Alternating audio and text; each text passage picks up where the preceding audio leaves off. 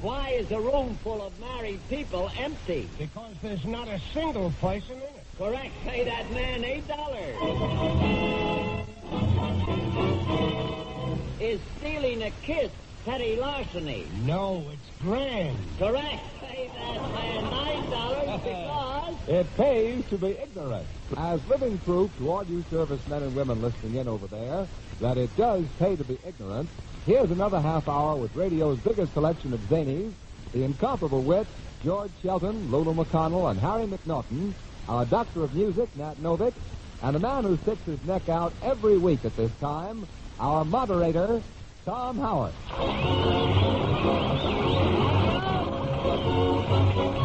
Thank you. Good evening, ladies and gentlemen. Well, we bring you once again that quiz program that has nothing to worry about if they ever put a curfew on education. Our board of experts consists of 3 pinheads off a war map. First, we have the celebrated author, Mr. Harry McNaughton, who has just written a book entitled Confessions of an Osteopath, or the Backbone of the Nation. But here he is, Mr. Harry McNaughton. I have a poem, Mr. Howard. I imagine. She doesn't paint, she doesn't rouge, she doesn't smoke, she doesn't booze, she doesn't kiss, she doesn't pet. She's 42. She's single yet. She's single. Do you know that Lloyd's of London are betting 10 to 1 she's dead? I imagine. Well, they'll win, no doubt. Next, we have a woman whose husbands call her Amazon because she has such a big mouth. A woman so fat that she had the mumps for 3 weeks before she knew it. Here she is, Miss Belgian Bulge of 1945, Miss Lulu McConnell. Miss McConnell. Not that I care, but do you know, Mr. Howard, you don't look so well tonight. I don't? No. You got big bags under your eyes. Big bags under my eyes. Well, I didn't sleep so good last night. I stayed with a friend overnight. Oh, I see. Overnight bags. Overnight bags. Very comical, Miss McConnell. Oh, not only that, I'm repulsive. You said it. Next, we have a man who has such a small head, he has to wear his glasses on his Adam's apple. A man who killed his father and mother so he could go to the orphans' picnic, Mr. George Shelton. You know, I got a letter from my Uncle Webfoot up on the farm, Mr. Howard. You did? You know, he's learning to play the bass fiddle, been studying for 5 years. Yeah. And he tells me last week was the first time he got a sound out of it. Well, 5 years is a long time to be learning to play the bass fiddle. Yeah, but up until last week he thought you had a blow on it. He thought you had a blow. That's what it counts for. That's nice. All right, well, there they are, folks. If you're smart, you'll leave the theater right now and go next door and see Stage Door Canteen, because this thing doesn't get any better. Here's the first question. Now, let's pay attention, see if we can answer it. What season of the year do people do their spring cleaning? Now, there is a very simple question. Simple? What's simple about it? Well, It's simple to you because you don't have to answer them. All You right. just sit there and answer them. All right, Gee all right. whiz, you're the dumbest clock I ever met. Any 2-year-old child can ask questions. okay. Well, Mr. Howard's more than 2 years old. Then why don't you act his age? Why don't I act my age? Yeah. What, and get drafted? All right, let's go. The question is, what time of the year do people do their spring cleaning? Oh, you know, I love spring. Ah, spring. Beautiful spring. Yeah. Did you take your sulfur and molasses? Oh, rather. I'm so full of sulfur and molasses that every time I scratch my head, my ears light up. All right, let's get on here. I'm still full of molasses. No wonder you're sappy. Now, look. Sulfur and molasses? Sulfur. How much does molasses sulfur? How much is it? Look, there are 4 seasons in the year. Do any of you know your seasons? Seasons? Well, the salt, vinegar, mustard... I don't mean that. What season of the year do people do their spring cleaning? You know, Mr. Howard, I wrote a poem about spring once. Never mind. Spring, beautiful spring, beautiful... I wrote that. All right. Snow, beautiful snow. Yeah. Did you write that? No, I shoveled that. Hey, you should. Mr. Howard, you know, I'm doing a little cleaning down at our house. Yeah. I was dusting back of that picture of Whistler's mother this morning, and guess what? I found his father. What is it? Oh, really? How is it? Cut it out. Miss McConnell, the doctor that delivered you must have committed suicide. No, they just took his license away. I say, all right. You know, my landlady is starting to do some spring cleaning over at the boarding house. Yeah. Spring cleaning. That's French for let's rearrange the dirt. Yeah, I know, I hate spring cleaning. Last year, my wife threw out a pair of my good pajamas. Got my shins all bruised up. Well, how did you get your shins all bruised? I was in the pajamas. Ah, spring. You know, I got spring in my heart. Yes, and fall in your arches. Let's get on there. I've got all my spring cleaning done. Oh, the house looks great. Yes. We have a beautiful home, and what a beautiful bathroom. We have a bathroom that's out of this world. Isn't that rather inconvenient? On a cold night, you know. Yeah, at night, on a cold night. You know, I had a house once, but I tore it down. You tore it down? Yeah, I wanted to make room for a vacant lot. Ain't that all? And do you know the lot is still standing? Isn't that marvelous? Someone ought to tear you down and build an incinerator instead. Look, will you please try and answer the question? You know, houses are hard to get. My cousin's been trying to get a house trying for months to get a house. Well, why don't you let her live with you? You know, Miss McConnell, you got to sacrifice on the home front. Yeah, I know. But we got such a small home, and she's got such a big front. Oh, all right.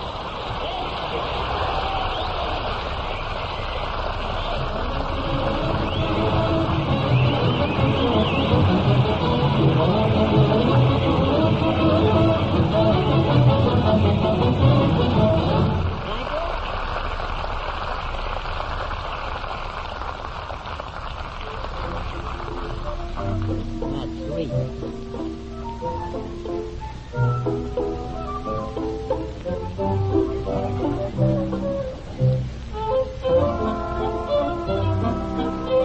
They start like regular musicians. They'll get lost any minute here,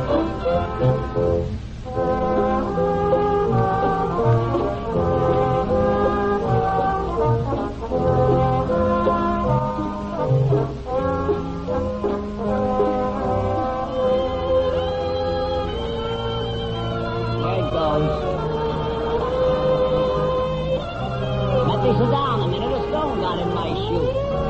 I was a blacksmith, Captain. Yes,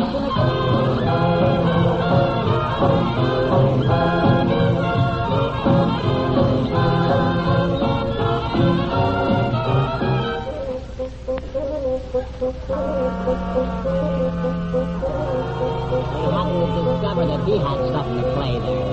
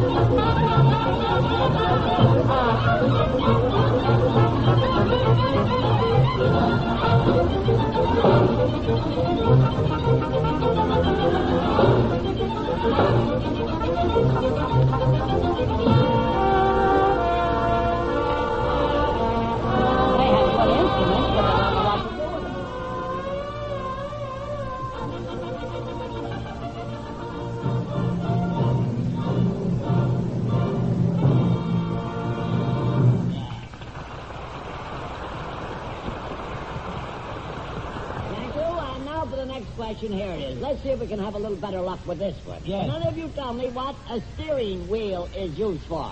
Do you know, Mr. McNaughton? Oh, rather, yes. The steering wheel is used to drive steers. To drive steers. Down in Texas, you know, they... I see. Down in Texas. Mr. McNaughton, isn't that a little on the corny side? Well, I eat garlic. You eat garlic? What has garlic got to do with it? That's a little on the lonely side. Boy, that's a strong gag. That's a strong gag. Can anyone tell me what a steering wheel on an automobile is used for? We haven't got our car anymore. How come? Well, we were riding along, and we came to a toll bridge. The man said 50 cents. My old man said, so. You know, I went down to get my license plates last week, and I never saw such a crowd in all my life.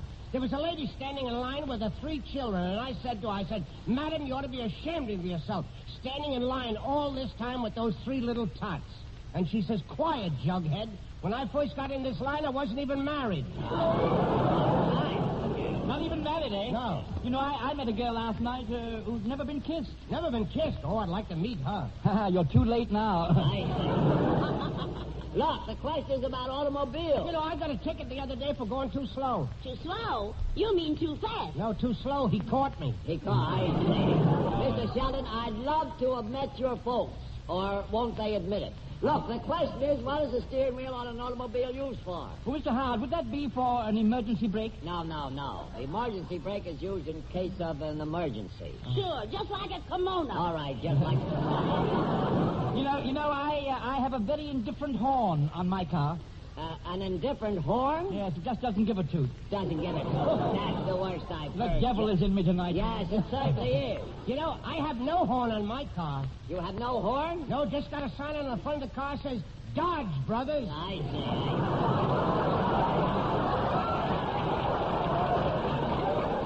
Ah, dear. There's nothing like a good joke. No, and that was nothing like a good joke.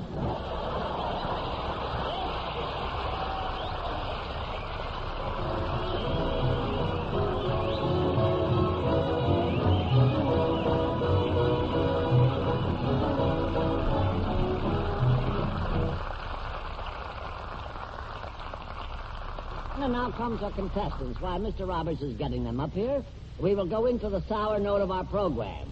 We will hear from our Auguster. Dr. Novick mounts the podium, raises his baton with one hand, holds his nose with the other, and we hear...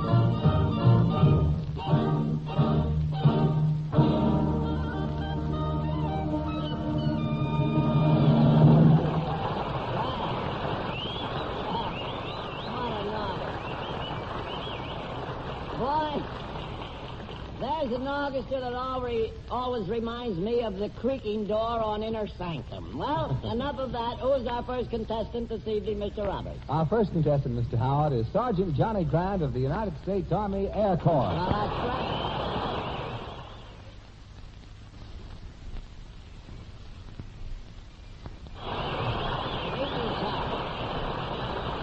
How do you do, Sergeant Grant, and welcome to our program. It's a pleasure indeed to have you here with us. How do you feel, sir? Fine, thank you, and it's a pleasure to be here. Thank you a lot. Where's your hometown, would you care to tell us? Beverly Hills, California. Oh, Beverly Hills, California. Beverly Hills. Well, tear a piece out of my coat and call me Mrs. Bleedheart. Yeah. You know, I used to work in that town. Miss Bleedheart. I was a lawyer in a liquor store. A lawyer. You were a lawyer in a liquor store? I used to take care of the cases. That's very good, Mr. Bleedheart. Yeah. Pay no attention to me. How long have you been in the service, Sergeant Grant? 2.5 years. 2.5 years. Well, congratulations.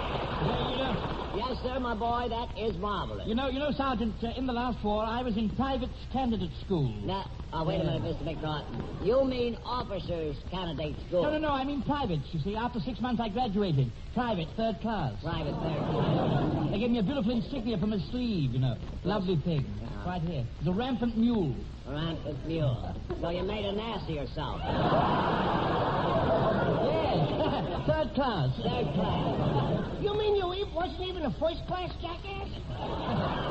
No. You see, I got promoted later. Oh, got promoted later. That was on account of your ears. I'm sorry. Just for the interruption, Mr. Grant, I'm sorry it happened. But as I said before, we're very glad to have you with us. Yeah, sure are. What's your Johnny? Johnny. Oh, it's a cute name, isn't it, Johnny Johnny? Grant. He's a cute kid, too, ain't he? Yes, he's a very Oh, nice kid. oh. All right, he's not Sinatra. Oh, no? Well, he's cute anyhow. Okay. And you can just call me chiropractor. I'll pep you up. Yeah. And you know all the joints, too. Will you reach into the dunce cap there and pick out a question for us, please? Would you be kind enough to read the question, if you will, please? On what hill was the Battle of Bunker Hill fought? Very good. Did you hear that? On what hill was the Battle of Bunker Hill fought? Would you know the answer, Mr. McNaughton, or am I silly to ask? I think you're silly to ask. I don't. The question is about a famous battle. Do you know anything about battles, Miss McConnell? Are you kidding? Yeah? That's my old man. I see. Your old man. Look, we're talking about historical battles. Well, we have historical battles. No, you mean hysterical. I mean historical. We always bring up the past. That's very cute, Miss McConnell. Next time you wash your mouth out, leave it out, will you? On what hill was the Battle of Bunker Hill fought? Would you know, Mr. Sheldon? Bull Run. No. That's wrong. Well, it was a good try anyway. I see. Well, you're thinking of the Battle of Bull Run. Where was that battle fought? In Mexico. In Mexico. Fine. Sure, isn't that where they have the bullfights? Oh, marvelous. Mr. Sheldon, I'd make you eat those words if I thought you had teeth. Look, on what hill was the Battle of Bunker Hill fought? Gettysburg, Mr. Howard. Gettysburg. Mr. McNaughton, you're not even in the same war. Huh? Do you know how many wars the United States has fought? 7, Mr. Howard, 7. Enumerate them. 1, 2, 3, 4, 5, 6, 7. Good.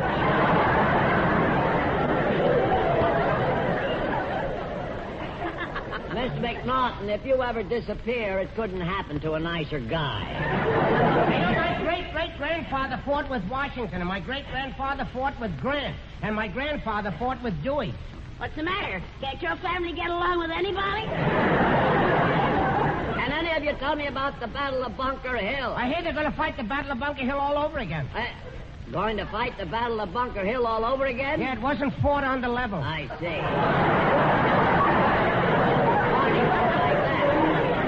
Mr. Sheldon, you're nothing but a buffoon. Oh, you know, my uncle was a buffoon. He was a big oil buffoon. No, that's tycoon. Oh, no, a tycoon is sort of a cyclone or a hurricane. No, Mr. Sheldon, that's typhoon. Typhoon, a big wind. Now we're back to Miss McConnell again.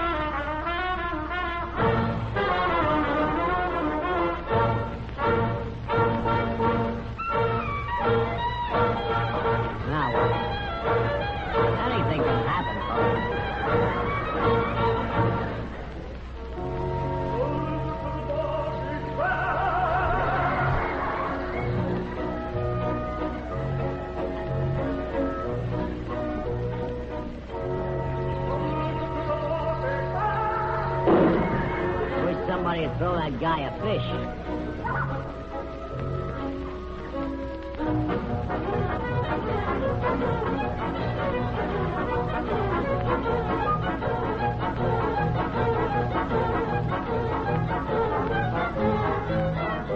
Better put another nickel in that thing.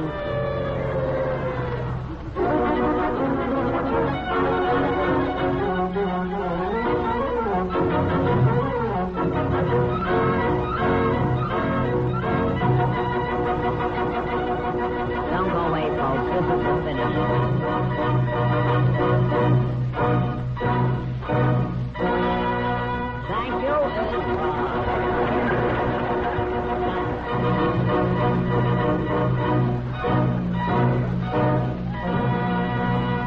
you.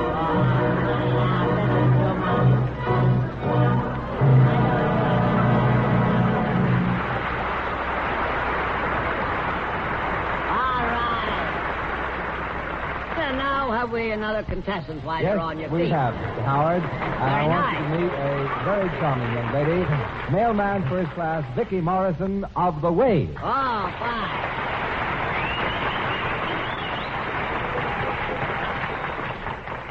Did you say Vicki Morrison, Mr. Roberts? Yes, I did, Mr. Vicki Howard. Morrison. Nice big girl, isn't she?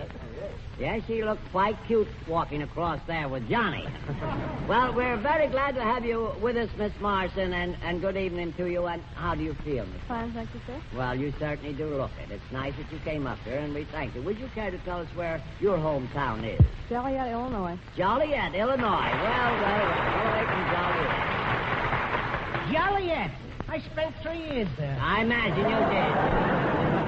Say, Mr. Howard, do you know the theme song of Joliet? I haven't the least idea. Don't fence me in. Don't fence me. I say, I was a Romeo in Joliet. You are... please, Mr. McCarthy. Miss Morrison's a very charming girl, isn't she, Mr. Yes, Howard? she is a very charming girl. She's so sweet, and so demure.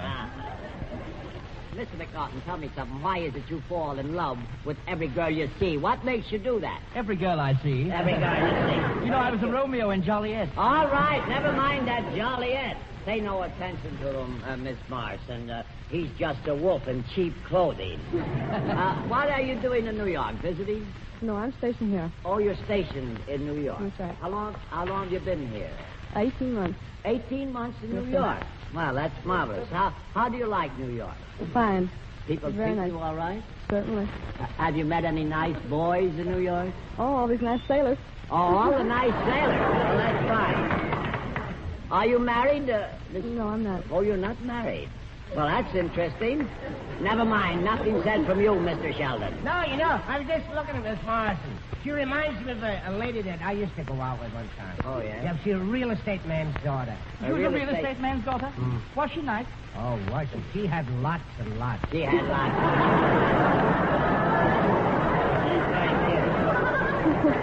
I say, Miss Morrison, I've got enough money, to keep me the rest of my life, providing I die tonight. Miss Morrison, what did you do before you went into service? I was still a post office clerk. Oh, you were still in the post office. That's right. And I suppose that's what you're doing now That's in right. the post office. The mailman. She looks nice in her uniform, doesn't she, Yes, Mr. Howard? yes, she does. I just love uniforms. Yes. I met a nice lieutenant last week. He took me out in his car. And then he parked beside the road. He parked beside the road. Then he turned out the light. Yes. Then what did he do? He showed me how his Mickey Mouse watch shined in the dark.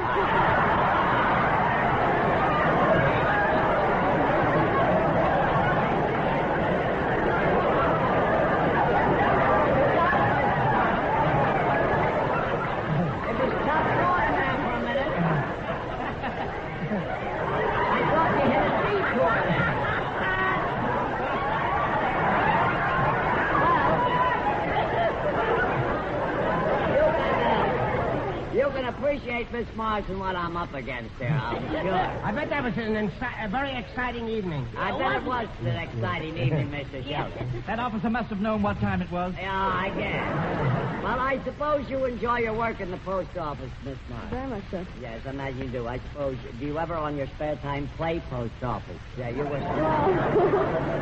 Should I answer that? No, you don't have to answer that. I used to play push in the corner. Yeah, I know.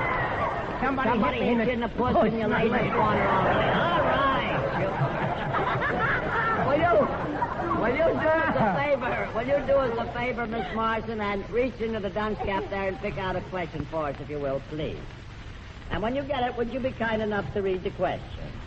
How many of the 400,000 restaurants in the United States serve food? Very good. No help from the audience, please. How many of the 400,000 restaurants in the United States serve food? How do you know there are 400,000 restaurants in the United States? All right, I counted them. You couldn't count up to 10 unless you took your shoes off. Thank you, Mr. Sheldon. How many of the 400,000 restaurants in the United States serve food? That's You know, I was in a restaurant the other day, Miss Dow, with my girl. Yeah. And she saw a fly in the soup, and she called the waiter over, and she said, will you remove this insect? Mm-hmm. And you know, when I got up off the sidewalk, Yeah. I was never so put out in all my life.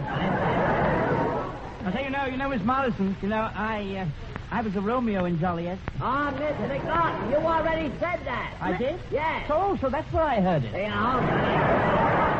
The question is about restaurants. Mr. Howard, you know what? I like those automat restaurants. You like what kind of Automat restaurants. Oh, automat. I thought you Uh-huh. changed them to I'm so automat. lucky. Every time I go in there, I win something. Every time. That's very cute. You know, I was in an automat the other day, but I had the darnest time getting my mouth under those coffee spigots. That is inconvenient. You know that I had the same trouble, you know? You had the same trouble. You know, Mr. Sheldon, I've got an idea. They ought to put hoses on them. Yeah, that would be good for you guys. idea. Yeah, that's a good idea for a couple of suckers. Let's get on, please. Well, then they should have nipples for suckers. All right, please.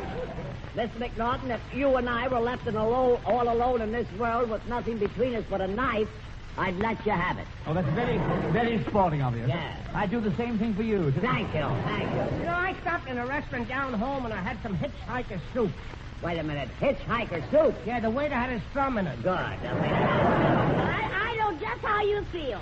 The other day I ordered some pork and beans, and I said to the man, I said to the waiter, I said, are you sure that they won't give me heartburn? What did he say?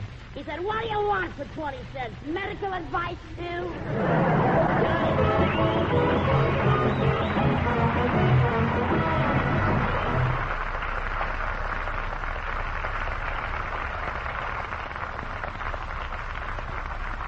Mr. Howard, I'm going to interrupt you a moment. Yeah, something new has been added. Go on, Miss McConnell. Of course, go right on. Yes, do. All right, Mr. Connell, talk, but not long. Hello, everybody. All you boys over there, I just want to tell you fellows overseas that I've been buying up all the pink ribbon in town, just waiting for those love letters I'd like to get from them. So, honey, just write me, your pen pal, Lula McConnell. It pays to be ignorant, care of Armed Forces, Radio, Los Angeles, USA.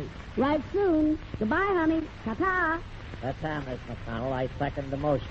Well, it looks as though it's time to lock up our board of experts until next week, when we'll be beaming back your way. In behalf of those morons, 7th class, Harry McNaughton, George Sheldon, and our nail-up girl, Miss McConnell, the only girl whose picture is pasted in Davy Jones's footlocker, Lulu McConnell. Our answer to B2, 3, 4, and 5. If that's enough praise, remember to tune in again next week. And here's the theme to tell you what we mean when we say... It pays to be ignorant, to be dumb, to be dense, to be ignorant. It pays to be ignorant just like me. I never ever mention our planes or ships or our tanks. Old Adolf never learns a thing to hurt our fighting Yanks, so you see it pays. For the record, that's all. Be with us again next week and hear it proven again by Tom Howard, Lulu McConnell, George Shelton, and Harry McNaughton that it pays to be ignorant. Ken Roberts speaking. This is the Armed Forces Radio Service.